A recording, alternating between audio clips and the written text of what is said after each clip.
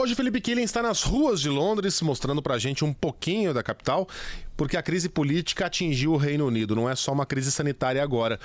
Um conselheiro do primeiro-ministro, olha as ideias também, né? O cara foi visitar os pais durante a quarentena. Como é que descobriram essa visitinha, Killing? Bom dia pra você.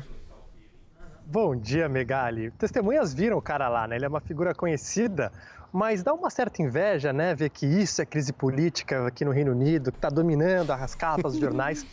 E o Boris Johnson está gastando muito capital político para salvar a pele do principal conselheiro dele, o Dominic Cummings. A crise política é grande aqui no Reino Unido. E, bom, a história é a seguinte. O Dominic Cummings saiu aqui de Londres e dirigiu 400 quilômetros até a casa dos pais, no noroeste da Inglaterra, com a mulher e o filho de 4 anos.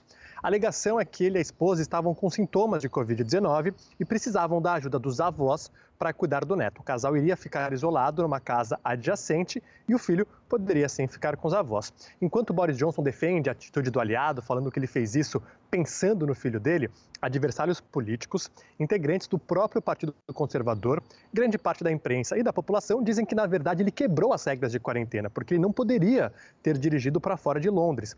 A crítica aqui é que é a seguinte: a lei vale para uns, mas não para a elite. Outra pessoa que tivesse feito isso poderia ser punida.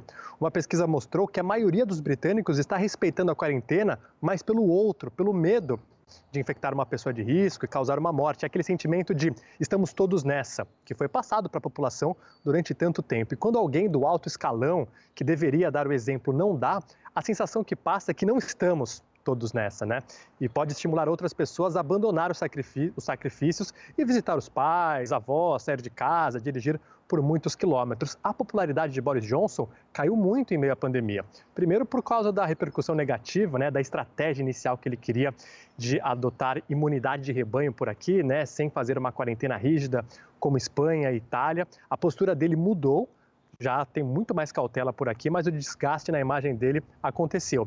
E o Reino Unido é o país mais afetado na Europa, com quase 37 mil mortes. E analistas políticos dizem que há repetidos casos de quebra de confiança por parte de Boris Johnson e que a população não está nada contente com isso, Megali. E que bonito ver um país que leva a sério mesmo as pequeninas coisas, né? O cara visitou os pais, perdeu a autoridade moral para continuar sendo uma autoridade e dizer aquilo que a gente tem que a gente pode e não pode fazer. Lembra o caso daquela política holandesa lá que pagou um amendoim, a gente já contou 1000 vezes essa história aqui, pagou um amendoim num voo oficial com cartão corporativo e teve que pedir demissão, porque foi descoberto um amendoim. Ontem teve mais um daqueles protestos pelo fechamento do Congresso, pela volta do AI-5, aquela papagaiada lá, Killing. E quem estava presente? O nosso ministro interino da Saúde. Olha só. Olha só que diferença. É Suécia, tá, Megali? Foi na Suécia esse caso. Toda vez que eu vou contar esse caso, eu falo Holanda. Não, acho que você fala um país diferente, não é? Eu nunca falo Suécia, né? Não. Mas foi na Suécia. Foi na Suécia. Um deputado sueco, tá? Foi um deputado sueco, não foi uma deputada holandesa. Mas, enfim, países Foi amendoim? Foi amendoim, pelo menos? Agora vai falar que foi pistache. Não, foi pistache e não foi no avião. A gente nunca mais esqueceu. O nome dele é Thomas Tobé. Thomas deu aquela tomadinha no dinheiro público equivalente a um pacote de amendoim e teve que pedir demissão. O Killing, a Espanha está entrando numa nova fase de relaxamento das medidas de restrição. Boas notícias? Boas notícias. A Espanha deu mais um pequeno passo, né, no relaxamento gradual da sociedade. O modelo espanhol é baseado na situação de cada região. Madrid e Barcelona, por exemplo, locais mais afetados, puderam só hoje reabrir com capacidade reduzida e uma série de restrições terraços de bares, museus e hotéis. O restante do país já tinha essa autorização.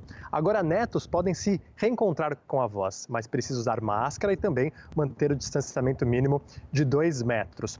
Nos locais em que o vírus está mais controlado, celebrações religiosas podem acontecer com até 50% de lotação. E nas regiões onde estão com fases mais avançadas de afrouxamento das regras, casamentos com até 100 pessoas e funerais com até 25 estão permitidos. E na manhã de hoje, o ministro do Turismo espanhol disse que estrangeiros já podem começar a se programar para viajar de férias à Espanha a partir de 1º de julho e afirmou que a quarentena obrigatória de 2 semanas, que está em vigor hoje, né, para quem desembarcar em solo espanhol, será extinta até essa data.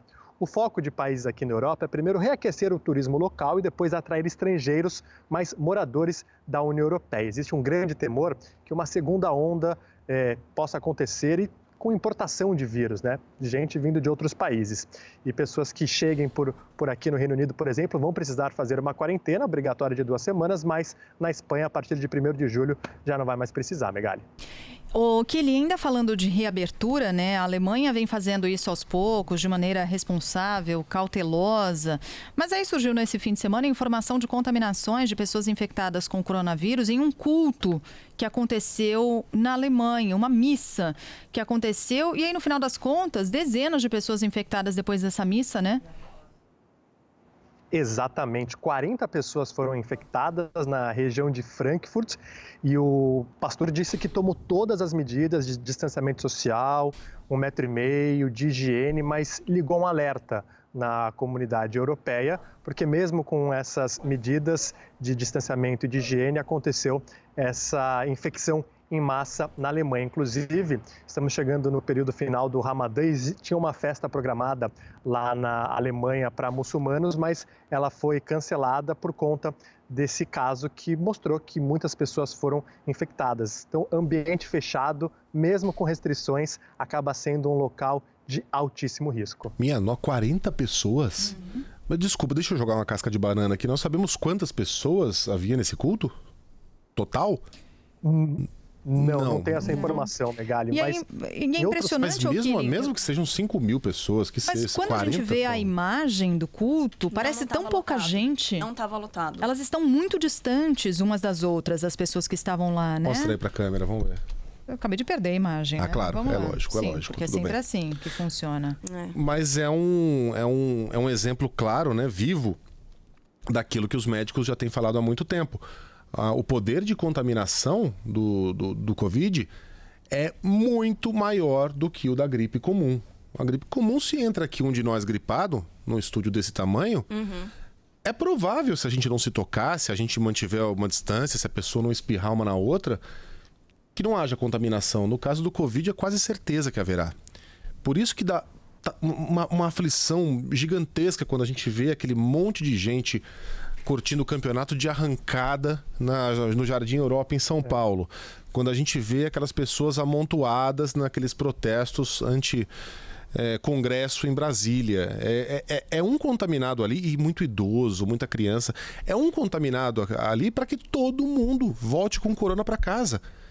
E essas pessoas vão se encontrar com seus familiares, eventualmente idosos. A gente tá brincando com fogo.